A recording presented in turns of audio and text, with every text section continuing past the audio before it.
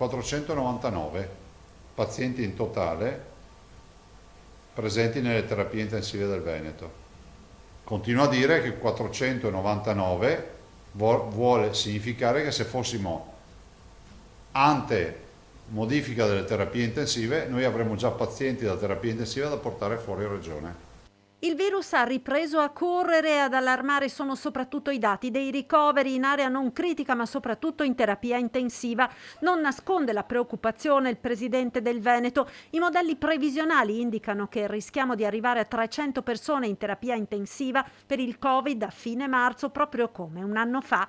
L'altra preoccupazione è quella per la campagna vaccinale con lo stop al vaccino AstraZeneca. Ieri sono state fatte oltre 11.900 vaccinazioni con Pfizer e Moderna, quasi altrettante sono state bloccate. Se dovessi dire on-off, noi abbiamo perso 10.000 vaccini al giorno, 10.000 iniezioni che saranno fatte anche 50-50, saranno 5.000 prime dosi e 5.000 richiami, una roba del genere. Cioè, per noi pesa molto questa partita. Mentre si attende la decisione dell'EMA sul vaccino di Oxford, si allontana l'obiettivo di immunizzare prima dell'estate, almeno con la prima dose, tutti i veneti.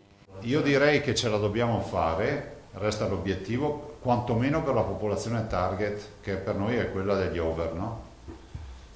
Diciamo over 70, potrebbe essere già una grande sfida. Nel frattempo è stato chiuso l'accordo per l'utilizzo dei medici specializzandi nella campagna vaccinale. Circa 1.350 tra l'Università di Padova e quella di Verona hanno dato la propria disponibilità. Che prevede quindi l'impiego dei specializzandi dal primo anno in su, fuori dall'orario dei corsi della formazione, quindi noi pensiamo che potrebbero essere utilizzati sabato, la domenica o comunque durante le ore serali.